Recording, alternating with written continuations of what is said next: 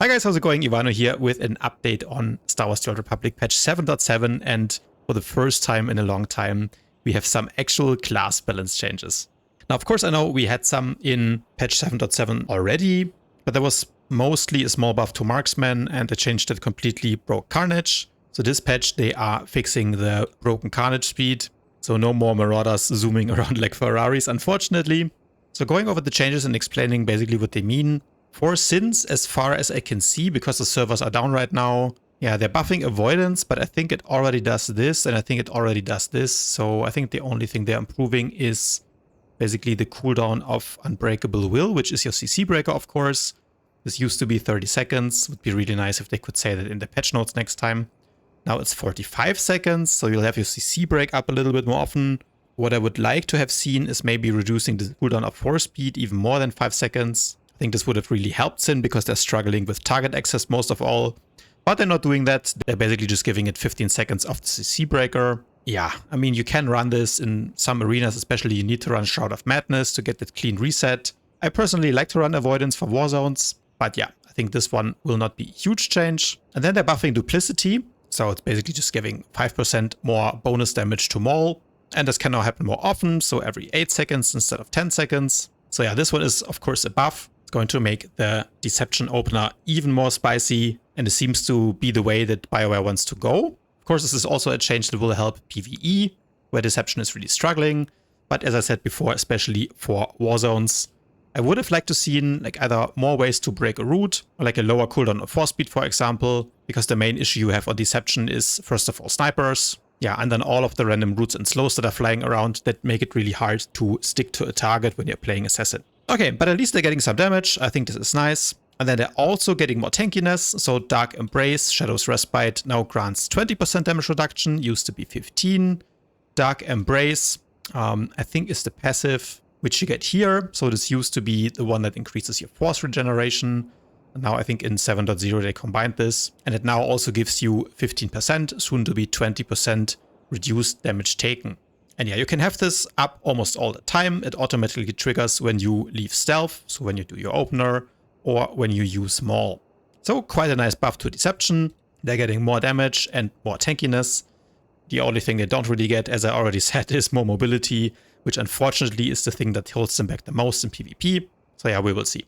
I'm also curious to see if they fix the bug that Deception has with the Duplicity proc, because I believe that one can get procced and immediately consumed by our opener. And I think this bug is only for Duplicity, so on Shadow it works, but on Sin it's bugged. Yeah, bit of a weird one. Let's see if they fix this one. Then Sorcerer and Sage. So this looks like nerfs all around. Resurgent will now cost more force. Static Barrier costs 10 more force. Same for Dark Heal, which to be honest you're not really using that often.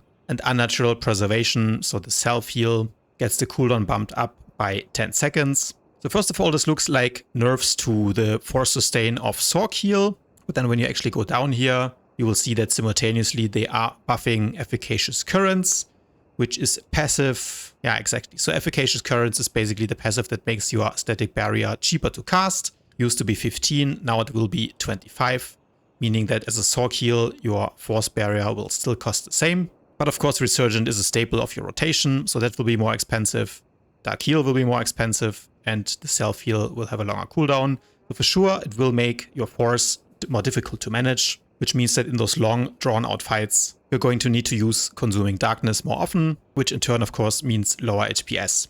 Lightning gets a buff to the crit damage for Convection, so this one gets bumped up from 12 to 15%, affects all of your main damaging abilities, so this is a small buff, but quite nice nevertheless. It is only bonus crit damage, so not base damage, but yeah, still. Thundering Blast always crits, for example, so this is quite a nice buff for Lightning, which needs it especially in PvE. As far as PvP is concerned, I don't think Lightning needs too many buffs. Like the only reason why people play Madness over Lightning, mostly because the meta is still quite ranged heavy, at least when they fix Marauders after this patch. And what Lightning is good at is, doing tons of AoE into enemy melee comps. And since people are not playing melee, Lightning is not played as much as it used to. So they're buffing it here. Forked Lightning is another passive. Gives you some RNG chance to proc a second damage of many of your main attacks. Bumping it up by 5%. And then by 10% when Polarity is active. So we need to see how much that really buffs the damage. Maybe single target Lightning gets more playable now. but just from looking at this, seems like a small buff, but not something that's going to change the whole meta. Then Madness is getting nerfed. Of course, all of these changes up here will also affect Lightning and Madness. Probably, to be honest, these up here affect Lightning more than Madness, because most of Madness's self-heal comes from Deathbrand and of course Force Leech, and now they're slightly taking down Force Leech by 10%. I really don't know about this one. I mean, will it make Madness weaker? Yes. Will make them a little bit easier to kill, but 10% of Force Leech heal is also really nothing world-changing, so I think Madness will still be one of the best specs PvP. By the way, I will make another video once I manage to test all these changes once the patch goes live, and then probably update the tier list as well, as we see how these balance changes really shake out in real life. But yeah, finally, this is actually a buff, so they're making Dark Infusion, Corruption Sock's big heal a little bit cheaper to cast. Of course, Dark Infusion and also Dark Heal were really not used that often in your main healing rotation on Sorcerer, so now maybe the way that we play the spec will change a little bit, remains to be seen. But just from looking at the numbers, I think we will still do most of the healing with Resurgence, Inner Weight, Growing Mend and Revivification. And of course Static Barrier, which again is not changed at all for Sorc heals. Then IO gets a little buff, 5% more armor penetration on Superheated Shot, which is this passive down here that, as far as I know, just affects your rail shot. So this is nice. Will be a little boost for PvE, where I'm not really sure that IO actually needed it. For PvP, again, it's not going to be the biggest buff in the world, but probably a little DPS boost for one of the specs that has been historically a little bit in the shadow of specs such as Virulence, Engineering or Madness, which were just the superior and more popular ranged specs in PvP. Now maybe we see some more people trying out IO, especially when you look at the second change, which is that now Volatile Warhead can proc every 12 seconds, down from 15. So taking 3 seconds off that, Volatile Warhead, of course, this passive here, which you already get at level 15, makes it so you proc a Missile Blast that does 75% more damage and generates 2 stacks of Supercharge. I've heard the PvEers on the Theory Crafter server complaining about this one because it messes up the fixed rotation.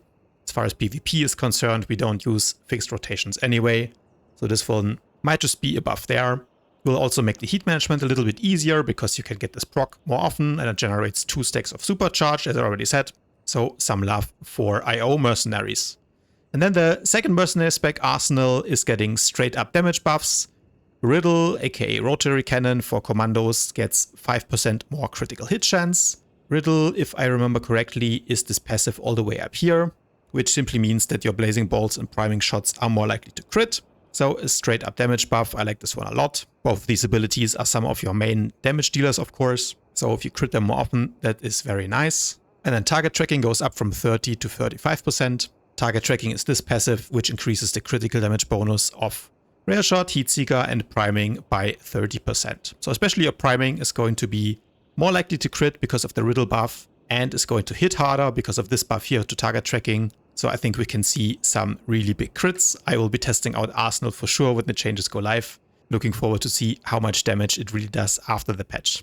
And then finally we get to the Medicine Operative changes. These ones are a bit cryptic, so Surgical Probe healing gets increased and the minimum heal amount gets also moderately raised. I think I'll save my judgment on this one until I see the actual numbers, so I will test this out once the patch goes live. Then the next one, Call to Injection, cast time reduced from 2 seconds to 1.7.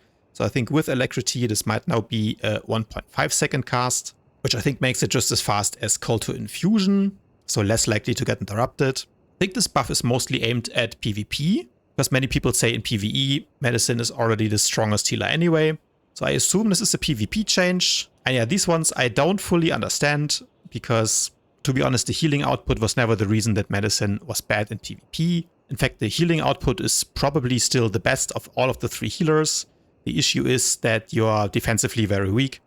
And if you don't have a guard, once your CC break and your vanish are down, you are a sitting duck in PvP and you can get pretty much blown up by any melee that touches you. None of these changes fix anything about that. So I really don't see Medicine Operatives played a lot more than they are right now. Finally, Toxic Scan cooldown goes down. Toxic Scan is of course the cleanse. I mean, theoretically this would be good for ranked if such a thing would exist.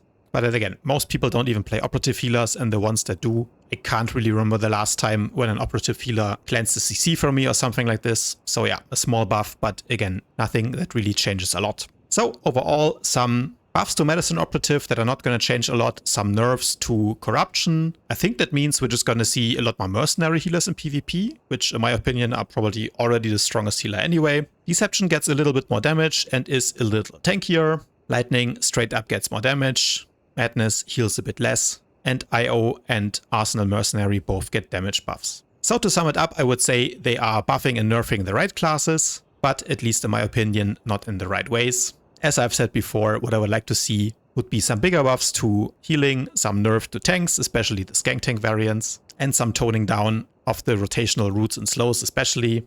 I think that would make the game more interesting overall. Nevertheless, I will of course try the changes out as soon as they go live, see how they feel, and who knows, maybe they do shake up the meta a little bit and make the game more interesting. But yeah, for now, that's all I have for you today, guys. As always, if you enjoyed this video, don't forget to leave it a thumbs up, subscribe to my channel, and I'll see you guys tomorrow.